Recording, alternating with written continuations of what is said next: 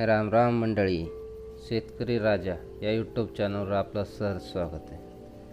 तर मंडळी, ऑक्टोबरचा महिना चालू झालेला आहे. रानातली सोयाबीन सगळ्याची काढून झालीच असेल. आता लागले पुढच्या तयारीला शेतकरी. काही जणांनी ज्वारी पेरायची ठरवली असेल, काही जणांनी हरभरा. तर मित्रांनो, आज आपण हरभराचे हे जे पीक आहे ह्याचं सुधारित तंत्रज्ञान हे सगळं शेतकऱ्यांना माहीत करून देणार आहेत.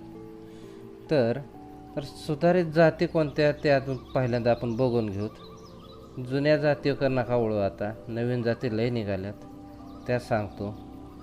तर मित्रांनो, दिग्विजय, विजय, राजविजय, जाकी, डॉलर, साकी, हिरवा चाफा, PKV हरिता, किती जाती तो ह्या माहितीत का तुम्हाला? फक्त आपल्याकडं चाफा, डॉलर ह्याच जास्त पेरतात. आता ही समोरची डॉलर आहे, नंबर 1 व्हरायटी सध्या. हे सुद्धा जमते, त्यात काही अडचण नाही. पण दुसऱ्या जातीसुद्धा खूप चांगल्यात बरं का. तर पेरणीचे कसं म्हणजे नियोजन कसं करायचं? आता कोरडवाहू शेतकरी ज्यांच्याकडं पाण्याचा तुटवडा आहे, जास्त पाणी नाही त्यांना, तर त्यांनी कधी पेरणी करायची? तर त्यांनी काय करायचं, ऑक्टोबरचा दुसरा 15वाडा किंवा दुसरा 8वाडा ह्याच्यामध्ये पेरणी करून टाकायची. कारण की जमिनीत ओलावा असते, तेव्हाच पेरणी केली तर फायद्याची राहते. आता ज्यांच्याकडं पाणी त्यांनी 10 नोव्हेंबरपर्यंत पेरणी केली तरी जमते. रानात जर काय असेल तर ते काढून 10 नोव्हेंबरपर्यंत पेरणी केली तरी जमते, पण पाणी असावं लागतं त्याला. तर आता मी काय तुम्हाला थोडक्यात म्हणायचं तर हरभऱ्यातल्या टिप्स सांगणार आहे की ते कसं म्हणजे आपल्याला फायदेशीर ठरत्या. तर कोरडवाहू तसेच जी ओलिताखाली जमीन आहे त्यात सांगितले तुम्हाला, तरी सांगतो. विराट ही एक जात पण चांगली. काबोली 4 ही एक जात आहे. ही टपोऱ्या दाण्याची जात आहे, म्हणजे मोठाली झाडं होती त्यांची. तर काय करायचं, हे देशी सुधारित वाणामध्ये पेरणीचं अंतर किती ठेवायचं? 30 बाय 10 सेंटीमीटरचं अंतर ठेवायचं. त्यामुळे काय होतं, एकरी 30 ते 40 किलो बियाणं लागतं बघा आपल्याला. म्हणजेच एका एकरमध्ये 1.5 लाखापर्यंत झाडं येते त्याच्यात. तर हे फायदा होतो बघा. तर सुधारित पेरणीचा म्हणजे आता वेगवेगळ्या पद्धतीत ती सांगतो तुम्हाला. आता एक पद्धत आहे त्याच्यामध्ये, ते म्हणजे BBF प्लांटरचा वापर. आता हे सोयाबीनसाठी वापरतात लोक भरपूर, तर हे हरभऱ्यासाठी सुद्धा आपण वापरू शकतो.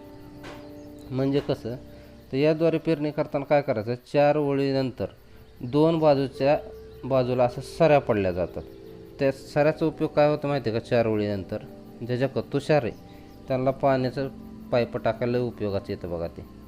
आणि ज्यांच्याकडं तुषार नाही त्यांना सऱ्यानं पाणी जातं तिथं, म्हणजे सगळ्या झाडाला पाणी बराबर पुरतं. झाडाच्या बुडाला जास्त पाणी साचलेलं चांगलं नाही, नाहीतर बुरशी होती बघा. तर ह्याच्यामुळे बीसुद्धा वाचतं. मग काय करायचं, 4 ओळीनंतर एक सरी सोडून द्यायची.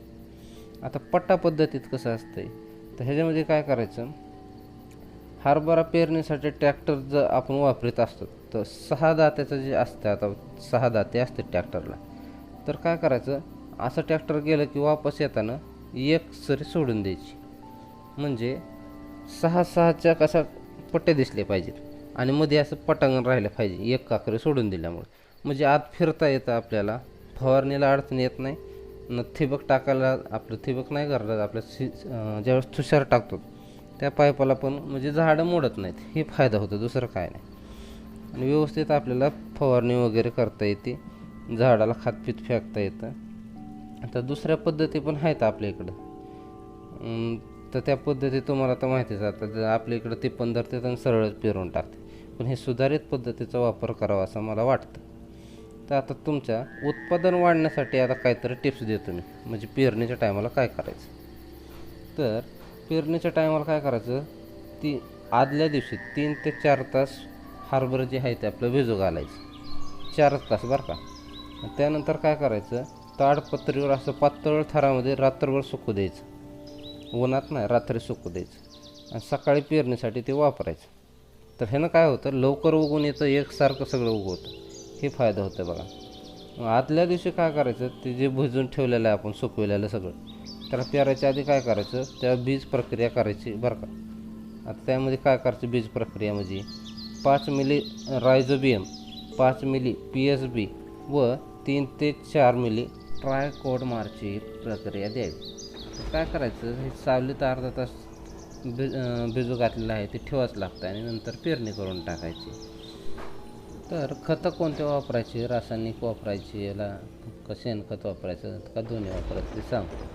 काय करायचं, 100 किलो चांगलं कुजलेलं शेणखत वापरायचं. पुन्हा त्याच्यामध्येच काय मिसळायचं, 1.5 बॅग DF मिसळायचं. पुन्हा त्याच्यामध्येच आणखी अर्धा बॅग MOP आणि 10 किलो झिंक सल्फेट आणि 5 किलो फेरस सल्फेट हे सगळं मिसळायचं आणि पेरणी यंत्राद्वारे द्यायचं बघा. आणि काय करायचं, पिकाची अतिरिक्त वाढ होऊ नये म्हणून त्याला टायमाला शेंडे त्याचे खोडून टाकायचे. आता शेंडे हातानं खोडा किंवा शेंडे खोडणे यंत्र जे असतं त्याचा वापर करा, दोन्हीपैकी काय पण करा. तर तण नियंत्रण कसं करायचं, पहिले 45 दिवस तण लय होतं बघा, तेव्हा चांगलं खुरपून वगैरे घ्या, नाही तर तणनाशकचा वापर करायचा. पण ते कधी करायचा आता मी सांगतो. पेरणीच्या अगोदरच ज्यावेळी जमीन ओली असते त्यावेळेस काय करायचं, पेंडी मिथेलिन हे तणनाशक फवारून घ्यायचं. प्रति 10 लिटरला 50 ते 70 मिली वापरायचं, पण जमीन ओली असणं आवश्यक आहे. तर मंडळी, एवढं सगळं करून पण कमी उत्पन्न होतं आपल्याला कवा, त्यामुळं काय कारणीभूत घटक आहे ते सांगतो तुम्हाला. आता एखादंच पेरतानाच बी कमी ओलाव्यामध्ये पडलं तर कमी उगवतं, ही एक होतं आपल्याबरोबर. नाहीतर काय होतं, एखादं युरियाचा जास्त वापर होतो, नुसते झाडं वाढतात पण जास्त घाटेच लागत नाहीत, ही एक गोष्ट होती. नाहीतर काय होतं, घाटे अळीचा प्रादुर्भाव होतो बघा, त्यावेळेस फवारणी देणं लय महत्त्वाचं, त्या टायमाला फवारणी दिली पाहिजे. तर पाण्याचं व्यवस्थापन लय महत्त्वाचं आहे, ते सांगतो तुम्हाला. तर ज्यावेळेस घाटे लागण्याची अवस्था असते त्यावेळेस तुषार सिंचनाने 2 ते 3 तास पाणी द्यायचं, म्हणजे 7 ते 8 सेमी खोलपर्यंत पाणी पोचलं पाहिजे. तर जे संरक्षित म्हणजे आपल्याजवळ ज्याच्याजवळ पाणी आहे त्यांनी काय करायचं, पट्टा पद्धतीनं पाणी देतं आहे, काय अडचण नाही, किंवा तुषारनं देतं आहे तरी बी अडचण नाही. फक्त झाडाला जास्त पाणी होऊ देऊ नका, नाहीतर मर येण्याचा धोका असतो. तर मित्रांनो, फवारणीचं इथं तक्ता देत आहे. तर कशा प्रकारच्या फवारण्या द्यायच्या, ह्या फवारण्या सगळ्या प्रति 10 लिटर ह्याप्रमाणे सांगितले आहे. 10 लिटर पाण्यात कसं मिसळायचं ते बघून घ्या ही. तर मित्रांनो, कसा वाटला व्हिडिओ नक्कीच कमेंट करून कळवा. व्हिडिओ आवडला असेल तर लाईक करा, चॅनलला सबस्क्राईब केलं नसेल तर खाली लाल कलरचं बटन आहे त्याला क्लिक करा. आणि येणाऱ्या व्हिडिओमध्ये नक्कीच लवकरात लवकर भेटू. तोपर्यंत नमस्कार.